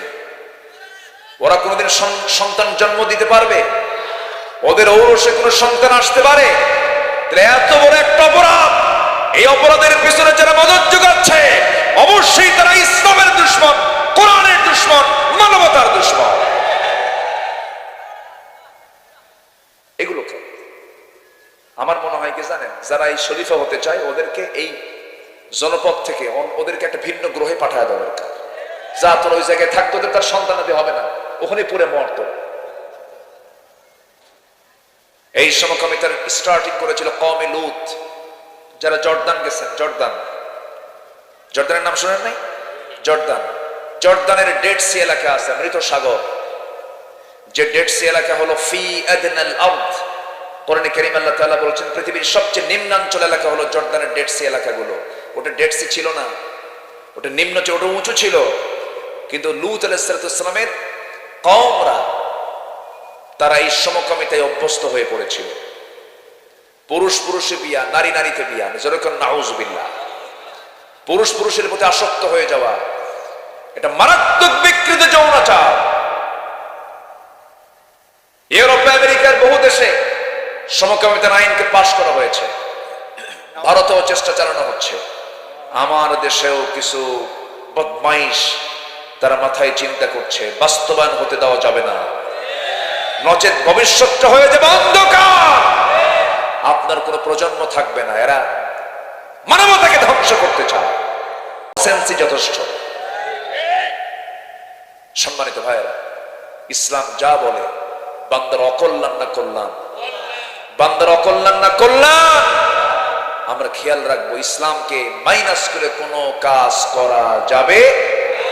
এমনকি এক কদম ফেললেও আগে দেখবো আমার এখানে কদম ফেলা জায়েজ না না জায়েজ। এই বেছে বেছে যে বান্দা চলবে সেই বান্দার জন্য আল্লাহ বেছে বেছে জান্নাত দিয়ে দিবে। জোরে বলি সুবহানাল্লাহ। আমার ভাইয়েরা, আমার বন্ধুগণ, বহু কথা ছিল, সময় তো ধীরে ধীরে চলে যাচ্ছে। আর একটু সময় পাবো, কিছু কথা আমি বলে ফেলি, অসম্পূর্ণ কিছু কথা রয়ে গেছে। আমার বন্ধুগণ, হারাম পন্থা অবলম্বন করব না, হালাল জীবন আমরা গ্রহণ করব। আমার নবীজি এই ব্যাপারে খুব গুরুত্ব দিয়েছেন। তলাবু কাসবুল হালাল ফরিদাতুন আলা কুল্লি মুসলিম। হালাল হারামের জ্ঞান অর্জন করা প্রত্যেক নর নারীর জন্য ফরজ। আমার বন্ধুগণ, হারামের কাছে আমরা যাব না। রাজুলুন আশআথা আবারা ইয়ামুদ্দু ইলাইহি ইয়া রাব মাতআমুহু হারাম মালবাসুহু হারাম গুযাই বিল হারাম ফান্না ইস্তাজাবু লিযালিক। কোন এক পাগলের মতো উস্কো খুস্কো চেহারা নিয়ে আকাশের দিকে তাকায় বলতেছে, আল্লাহ আমারে মাফ করে দাও, মাফ করে দাও। রাসূল বলেন, অথচ তার খাবার হারাম, তার পোশাক হারাম, তার লেবাস হারাম। ফান্না ইস্তাজাবু লিযালিক, তার দোয়া কেমন করে আল্লাহ কবুল করবেন? এই জন্য সব কিছুর আগে আমার আপনার জন্য প্রস্তুতি নিতে হবে। হারাম কিছুর কাছে, হারামের কাছে আমরা যাব, হারামের কাছে আমরা যাব না। হালাল জীবন আমরা গ্রহণ করব। এই দুনিয়া তো ছাড়তেই হবে, আল্লাহর কাছে রওনা দিতেই হবে রে। যে কোনো মুহূর্তে মালাকুল মউত চলে আসবে। কালু পাটোয়ারি নাই, লতিফ পাটোয়ারি নাই, অনেকেই আমরা নাই দুনিয়া থেকে। একদিন বিদায় আমরাও হয়ে যাব, আপনিও হয়ে যাবেন। কোন দিন কার জানাজা কখন হয় কেউ তো বলতে পারি না। মালাকুল মউত কোন দিন আসবে আমরা কেউ তো জানি না। বহু বক্তাকে দেখেছি কথা বলতে বলতেই মঞ্চেই দুনিয়া থেকে বিদায় হয়ে গেছে। আমার বন্ধুগণ, মরহুম আব্দুল হক আব্বাসী রাহিমাহুল্লাহ, ওইদিকে আজকে শুনলাম লক্ষ্মীপুরের ডক্টর লুৎফর রহমান হাফিজাহুল্লাহ হার্ট স্ট্রোক করেছেন। এইরকম করে দুনিয়া থেকে একদিন আমরা সবাই চলে যাব। আমরা কেউ থাকবো না, চলে যাব। ইমাম সাহেব পাশে বসে আছেন। আগামী মাহফিলে পাবো কিনা জানি না। আমি কথা বলছি, আগামী মাহফিলে আপনি আমাকে পাবেন কিনা জানি না। এই তো দুনিয়ার নিয়ম রে। এই জন্য এই দুনিয়ার জিন্দেগিটা একটু কষ্ট করে আমাকে আপনাকে যেতে হবে। হুজিবাতুল জান্নাতু বিল মাকারিহ, হুজিবাতুন নারু বিশ শাহাওয়াত। জান্নাতটা কষ্ট দিয়ে মোড়ানো, জাহান্নামটা দুনিয়ার সুখ আরাম দিয়ে মোড়ানো। দুনিয়াতে একটু কষ্ট হবে, হয়ে যাক, কিন্তু হারামের কাছে আমরা যাব না, পাপের কাছে আমরা যাব না, পাপের কাছে ধারে পাশে আমরা যাব না। সাহাবে কেরাম কত কষ্ট করে জীবন যাপন করেছেন, হারামের কাছে যান নাই, হারাম কোনো কিছু গ্রহণ করেন নাই। এত কষ্ট করে তারা জীবিকা নির্বাহ করেছেন। আমার বন্ধুগণ, আবু বকরের কথা কে না জানেন, ওমরের কথা কে না জানেন, আলীর কথা কে না জানেন, ওসমান জিন্নুরাইনের কথা কে না জানেন। সম্পদশালী হওয়ার পরও তারা খুব সিম্পল জীবন যাপন করেছেন। সাইয়েদনা ওসমান একদিন নবীর কাছে এসে বলছেন, ইয়া রাসূলুল্লাহি, আমার এত সম্পদ, আপনি আমার জন্য দোয়া করুন আল্লাহ যেন আমার ফকির বানায়। কি বানায়? আমি যেন গরিব হয়ে যাই। আচ্ছা, এরকম কি দোয়া কোনো ধনী চায়? আমি তো পাই না এরকম যে কোনো ধনী এসে আমাকে বলছে হুজুর আপনি আমার জন্য দোয়া করেন, আমি যেন ফকির হই। এরকম দোয়া কেউ করে? কিন্তু সাইয়েদনা ওসমান বললেন, ইয়া রাসূলুল্লাহ, আমি যেন গরীব হয়ে যাই, আমি যেন ফকির হয়ে যাই। রাসূল বলেন, ও ওসমান, তুমি এমন করে দোয়া চাচ্ছ, আমি তোমার কিছু আমল শিখতে চাই, শুনতে চাই। কি? তুমি যখন উটের পিঠে বসো, উট যখন চলতে থাকে, তো যখন তুমি খাইতে বসো উটের পিঠে, যদি কোনো খাবার পড়ে যায় তুমি কি করো? হুজুর, উটের পিঠে খাই তিনি যদি আমার একটা লোকমাও, যদি একটা খাবারও, যদি একটা দানাও যদি পড়ে যায়, উটকে নিচে বসায়া সেই দানাটা তুলে নিয়ে পানিতে ধুয়ে সেই খাবারটা আমি খেয়ে নেই। রাসূল বলছেন, ওসমান, তোমার সম্পদ তো কমবি না, আরো বাড়বে। জোরে বলি সুবহানাল্লাহ, আরো জোরে বলি সুবহানাল্লাহ। যখন তিনি দান করেছেন, দুই হাত দিয়ে সব কিছু দিয়ে দিয়েছেন, দানের ক্ষেত্রে তার কোনো কৃপণতা ছিল না, কিন্তু হিসাব করতেন টনটনা হিসাব তিনি করতেন। এক অভাবী রাসূলের কাছে গেলে রাসূল বললেন, ও সাহাবী, তুমি কি বলতে চাও? হুজুর, আমার কিছু অভাব, আপনি একটু আমারে দেখেন। আমার জামাইয়ের কাছে যাও, সে খুব ধনী মানুষ। প্রথম দিন যে দেখেন সাইয়েদনা ওসমান রাদিয়াল্লাহু তাআলা আনহু তিনি কি করতেছেন? তুলা উড়ে যায়, তুলা কি ওরে, তুলা উড়ে যায়, উড়ন্ত তুলা জোর করে ধরে আবার নিচে নামায় দেন, তুলা উড়ে যায়, সেই তুলাগুলো ধরে ধরে রাখেন। ভাবতেছে যে লোক উড়ে যাওয়া তুলা ধরে নিয়ে নিচে রাখে, সেই লোক আমারে দেবে কোন কসু। চলে গেছে নবীর কাছে, হুজুর উপায় নাই, কেন? তুলা ধরে। নবীজি মুস্কি হাসি মারলেন, বললেন, তুমি আবার যাও। আবার গিয়েছেন তিনি। এবার গিয়ে দেখেন সাইয়েদনা ওসমান তিনি করতেছেন কি? রাষ্ট্রের কিছু খাবার পিঁপড়ার মুখে চলে যায়, পিঁপড়ার মুখ থেকে সেই খাবারগুলো টেনে টেনে থুয়ে দেয়। কাম সারছে রে বাবা, এরকম তো কৃপণ মানুষ দেখি নাই, যাওয়ার সাহস পায় না। হুজুর, কাম সারা কেন? পিঁপড়ার মুখ থেকে খাবার টান মারে। সাইয়েদনা ওসমানের এমন কাজ দেখি ওই অভাবী লোকটা বলছেন, ইয়া রাসূলুল্লাহ, আমাকে আর যেতে বলবেন না। না রে না, তুমি ওসমানকে চেনো নাই, তুমি যাও। আবার গেছেন, গিয়ে বলতেছেন যে আমাকে রাসূল পাঠিয়েছেন, আমার অভাব আপনার কিছু দেখতে হবে, তাই এই যে সিরিয়া থেকে আমার একটা বাণিজ্য কাফেলা আসবে, 100টা উট মাল সামান সহ আসবে, তুমি সেই ম্যানেজারকে বলে দিও যে একটা উট সহ ওর গায়ে যত সামান আছে সমস্ত মাল সহ উট আমি তোমারে দান করে দিলাম।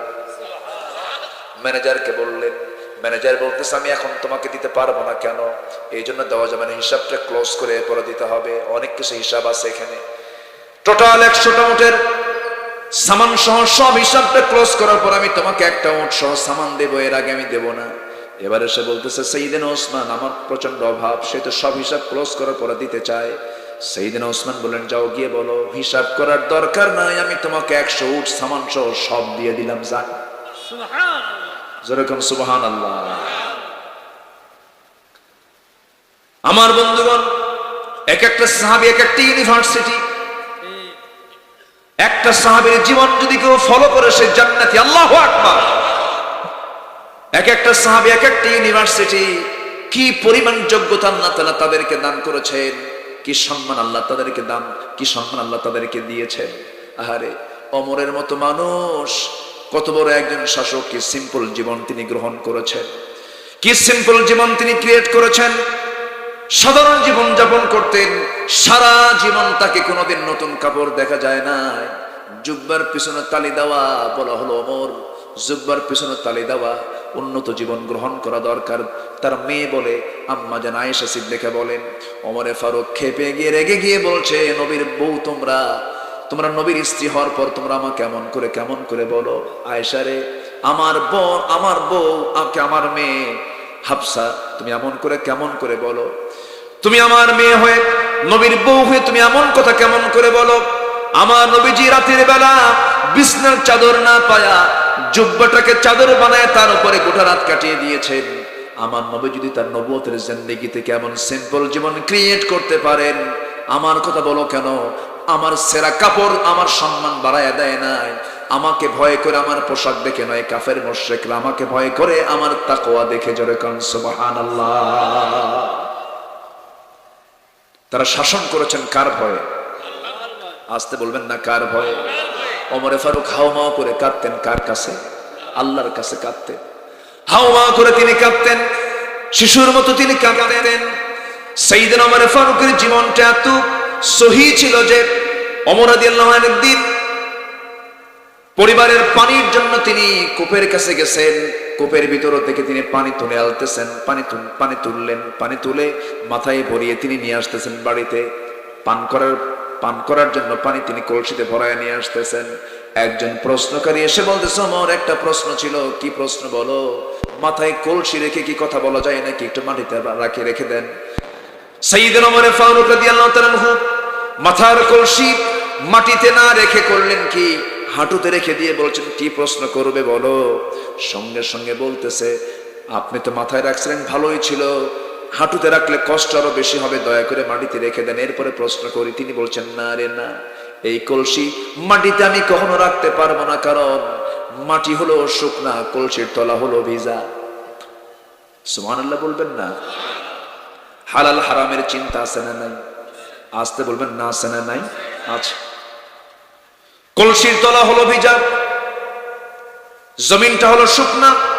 আমি যদি এই কলসিটা জমিনে রেখে দেই, ভেজা তলার সাথে এই জমিনের কিছু মাটি উঠে আসবে। এই মাটি নিয়ে যদি চলে যায়, কিয়ামতের দিন এই জমিওয়ালা আমার বিরুদ্ধে মামলা দেবে, জামিন পাবো না। সুবহানাল্লাহ বলবেন না? হালাল গ্রহণ, হারাম বর্জন। ওমর ফারুক রাদিয়াল্লাহু তাআলা আনহু শাসনের দিক থেকেও কত সোচ্চার ছিলেন, সাহসী ছিলেন। বিচার করতে নিয়ে হালাল গ্রহণ না হারাম গ্রহণ বলেন, হালাল গ্রহণ না হারাম গ্রহণ। দেখবেন আমার দেশে ঘুষের টাকা খায়া বিচার উল্টায় দেয়, আছে না নাই বলেন? আসতে বলবেন না, আছে না নাই? কিন্তু ওমর ফারুক তিনি কি ভূমিকা পালন করলেন দেখেন। জাবালা নামে একজন বড় বাদশা ছিল পার্শ্ববর্তী দেশে, ওমরা করতে আসে। কি করতে আসে? ওমরা করতে আসে। ওমরা করতে এসে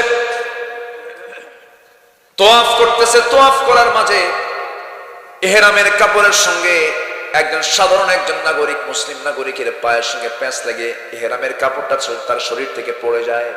খেপে গিয়ে রেগে গিয়ে জাবালা করলো কি, ওই বান্দার গাল যদি একখান থাপ্পড় মেরে দিছে। ওই বান্দা গিয়ে ওমর ফারুকের কাছে নালিশ করেছেন, আমিরুল মুমিনিন, আমি হেরাম করতেছিলাম, ওই লোকটা হেরাম করতেছিল, সেটা শুনলাম সে নাকি রাজা জাবালা, আমার গালে একটা থাপ্পড় মারছে। সাইয়েদনা ওমর ফারুক বললেন, রাজা হোক প্রজা হোক, এই কাজটা করলো কেন? বিচার হবে। আল্লাহু আকবার বলবেন না? তুমি তো মাজলুম, বিচার হবে। রাজা জাবালাকে ডাক দিলেন, ডাক দিয়ে বলেন, রাজা জাবালা, তুমি একটা দেশের রাজা, আমি একটা দেশের রাষ্ট্রপ্রধান, কিন্তু তুমি যে দেশে তুমি উমরা করতে এসেছো তার একটা নির্দিষ্ট রুল আছে। ইহরামরত অবস্থায় তুমি ফালা রাফাথা ওয়ালা ফুসুকা ওয়ালা জিদালা ফিল হজ, এটা একটা অপরাধ করেছো। কিন্তু একজন আল্লাহর বান্দার তুমি গালে থাপ্পড় মারছো, এটা তোমার বড় অপরাধ হয়ে গেছে। রাজা জাবালা বলে, অসম্ভব ব্যাপার, আমার আবার কিসের ভুল? আমি তো রাজা মানুষ, আসলে সাধারণ একজন প্রজা মানুষ, প্রজার গালে থাপ্পড় মারছো, ওমর তুমি কি করবা? আমার ওমর ফারুক কয়, শোনো, তুমি রাজা, সে প্রজা, আমার কাছে এটা নয়, তুমিও বান্দা, সেও বান্দা, তুমি তার গালে যেমন ওয়েট করে থাপ্পড় মেরেছো, সেই থাপ্পড়টা তো খাইছে। আমি ওই বান্দাকে অর্ডার দিচ্ছি, ওই ওজন অনুযায়ী তোর গালে একটা থাপ্পড় হাঁকায় দিক। আল্লাহু আকবার বলে। কি চিন্তা! আনতাহকুমু বিল আদল ইন্নাল্লাহা নি'আম্মা ইয়া'iদুকুম বিহি। আল্লাহু আকবার বলে। ইন্নাল্লাহা ইয়া'মুরুকুম বিল আদল ওয়াল ইহসান ওয়া ইতা'i যিল কুরবা ওয়া ইয়ানহা আনিল ফাহশা'i ওয়াল মুনকারি ওয়াল বাগই ইয়া'iদুকুম লা'আল্লাকুম তাযাক্কারুন। সাইয়েদনা ওমর ফারুক রাদিয়াল্লাহু তাআলা এমন করে তার জীবনকাল পার করে দিয়েছেন। কি সিম্পল জীবন গ্রহণ করেছেন, কি সাধারণ জীবন গ্রহণ করেছেন। হারামের কাছেই তারা জানে, হারামকে তারা ভয় পেয়েছেন। আমরা হারামকে ভয় পাবো। জোরে বলি ইনশাআল্লাহ, আরো জোরে বলি ইনশাআল্লাহ, আরো জোরে বলি ইনশাআল্লাহ। হারামের কাছে আমরা যাব না। রাজি আছি না ইনশাআল্লাহ? রাজি আছেন কারা কারা দেখি? হারামের কাছে আমরা যাব না, আর হারামের কাছে যাব না। জোরে বলি ইনশাআল্লাহ। বলে, ইয়া আল্লাহ, আমাদেরকে হারাম বর্জন করার তৌফিক দাও, হালাল জীবন গ্রহণ করার তৌফিক দাও। জোরে বলি আমিন, আরো জোরে আমিন, আরো জোরে আমিন। সম্মানিত ভাইয়েরা, আমরা দুনিয়ার লোভকে প্রাধান্য দেব না, আমরা আখিরাতের লোভকে প্রাধান্য দেব। জোরে বলি ইনশাআল্লাহ। আল্লাহর সৃষ্টির দুই পিঠ, একটা ইহকাল আর একটা কি পরকাল। আমরা কোন পিঠকে সামনে নিয়ে চলবো? পরকালকে, পরকালের পিঠকে সামনে নিয়ে চলবো। জোরে বলি ইনশাআল্লাহ। যুদ্ধের ময়দানে খলিফা ওসমান রাদিয়াল্লাহু আনহুর যুগ মনে হয় এটা, হ্যাঁ, তার শাসনামল আব্দুল্লাহ বিন সাদকে পাঠায়া দিলেন যুদ্ধ করার জন্য। রাজা জার্জিস, তারাবেলাস নগরী, রাজা জার্জিস সে পাঠিয়ে দিয়েছে মুসলিম মুজাহিদের বিরুদ্ধে সৈন্যদেরকে পাঠিয়ে দিয়েছে। পাঠিয়ে দিয়ে বলল যে তোমরা আব্দুল্লাহ বিন সাদের মস্তককে যদি কেউ হাজির করে এনে দিতে পারো আমার সামনে, আমার নিজের মেয়েকে তার সঙ্গে বিয়ে দেব, এমন অফার দিয়ে ফেলল। এইদিকে আব্দুল্লাহ বিন সাদ মুসলিম মুজাহিদদেরকে বললেন, শোনো, তোমরা যদি রাজা তারাবেলাস নগরীর রাজা জার্জিসের মাথা যদি আমার সামনে হাজির করতে পারো, ওই রাজা জার্জিসের মেয়ের সঙ্গে তোমাদেরকে বিয়ে দেবো। যাও। দুই দিকে দুই প্রস্তাব দিয়ে ফেলছে। কিন্তু মুসলিম মুজাহিদরা কি কোনো নারীকে পাওয়ার জন্য যুদ্ধ করতে গেছে? মুসলিমরা যুদ্ধ করতে যায় কি নারীকে পাওয়ার জন্য, অর্থকে পাওয়ার জন্য? যুদ্ধ শুরু হলো তুমুল ভাবে। সেই যুদ্ধে একজন মুজাহিদ, জুবাইদ তার নাম, রাজা জার্জিসের মস্তক কেটে ফেলে দিয়ে কাউকে দেখালেন না, উনি রাজার সামনে থুয়ে চলে গেছে। কে রাজার সামনে মস্তক রেখে চলে গেছে কেউ জানেও না। এবং রাজকন্যাকে গ্রেফতার করে আব্দুল্লাহ বিন সাদের হাতে তুলে দিয়ে চলে গেছে। কিছুক্ষণ পর আব্দুল্লাহ বিন সাদ বলেন, কোন সেই ভাগ্যবান যুবক যে রাজা জার্জিসের মস্তককে আমার সামনে হাজির করেছে, বলো। কেউ সামনে আসে। কিন্তু যিনি মেরেছেন সামনেই দাঁড়ানো, কিন্তু পরিচয় দিচ্ছেন না। আব্দুল্লাহ বিন সাদ বলছেন, বারবার বলার পর কেন বলো না? এবার রাজা জার্জিসের মেয়ে তার বাপকে কে হত্যা করেছে সে নিজের চোখে দেখেছে। সে বলতেছে, ওই যে যুবকটা আমার বাপকে মারছে। সঙ্গে সঙ্গে আব্দুল্লাহ বিন সাদ বললেন, ও দিনের পথের মুজাহিদ, আমি বারবার বলছি কে মেরেছে রাজা জার্জিসকে, তুমি কেন আসো না, পরিচয় দাও না? সঙ্গে সঙ্গে সেই দিনের পথের মুজাহিদ জুবাইর বললেন, আল্লাহর দিনের মুজাহিদ, আল্লাহর দিনের সেনাপতি, যোদ্ধা সেনাপতি, আমাদের সেনাপতি, আল্লাহর কসম করে আমি জুবাইর বলছি, যুদ্ধের ময়দানে যুদ্ধ করতে গিয়েছিলাম কোন নারীকে পাওয়ার জন্য নয়, কোন অর্থকে পাওয়ার জন্য নয়, আল্লাহকে সন্তুষ্ট করার জন্য, কাউকে সন্তুষ্ট করার জন্য নয়। আল্লাহু আকবার। আমাদের কোনো কামনা থাকা যাবে না। কামনা একটাই হলো আখিরাতে জান্নাত। আখিরাতে কি? জান্নাত। সে আখিরাতের জান্নাতের জন্য প্রিপারেশন নেব আমরা। জোরে বলি ইনশাআল্লাহ। এখন সবচেয়ে বড় শর্ত হলো, এক নাম্বার, ভালোবাসবো আমরা কাকে? ভালোবাসে যদি তার হুকুম মানার দরকার আছে না নাই? হারাম ছাড়বো, হালাল ধরবো। জোরে বলি ইনশাআল্লাহ। আর মডেল বানাবো, আমার আপনার মডেল হলেন, আমার আপনার আদর্শের বাস্তব নমুনা হচ্ছেন মুহাম্মদ সাল্লাল্লাহু আলাইহি ওয়াসাল্লাম। রাসূলকে ভালোবাসবো এক জায়গায় না, সব জায়গায়। সূরতে সিরাতে সব জায়গায় মানবো আমরা। ঘাটে ঘাটে, মাঠে বাজারে, ব্যবসা বাণিজ্যে, রাজনীতি, সব জায়গায় আমরা মানবো মুহাম্মদ সাল্লাল্লাহু আলাইহি ওয়াসাল্লামকে। রাসূলকে মহব্বত করতে হবে, রাসূলকে ভালোবাসতে হবে। জীবনের চাইতে কম না বেশি? জীবনের চাইতে কম না বেশি?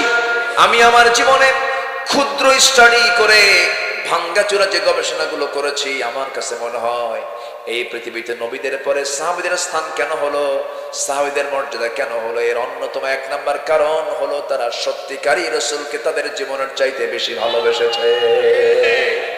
যেরকম সুবহানাল্লাহ, রাসূলকে তারা জীবনের চাইতে বেশি ভালোবেসেছেন। এই জন্য আল্লাহ তাআলা তাদের সম্মানকে, মর্যাদাকে বাড়িয়ে দিয়েছেন। সম্মানিত ভাইয়েরা, রাসূলকে সব সাহাবী ভালোবেসেছেন, কিন্তু আবু বকরের মতো? আস্তে কর, আবু বকরের মতো না।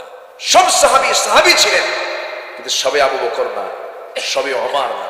তো আমার নবীর একজন প্রিয় সাহাবী ছিলেন, তার নাম হলো জাবির। তার নাম কি বলেন? জাবির রাদিয়াল্লাহু তাআলা রাসূলকে খুব ভালোবাসতেন, মদিনার জাবির। এবং নবীজিকে খুব কাছ থেকে তিনি খেয়াল করতেন। ছোটখাটো খুঁটিনাটি কোনো প্রয়োজন হলে তিনি আগায় দিতেন, খুব ভালোবাসতেন। রাসূলও তাকে খুব ভালোবাসতেন।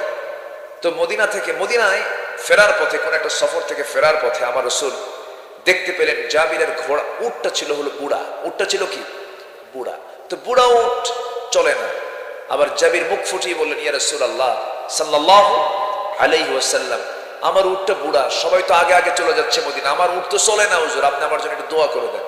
নবীজি করলেন কি, হাতের লাঠিটা ছিল, মারছেন ঘুতা, এক ঘুতা মারতেই এক দৌড়ে সবার আগে চলে গেছে জাবিরের উট মদিনায়।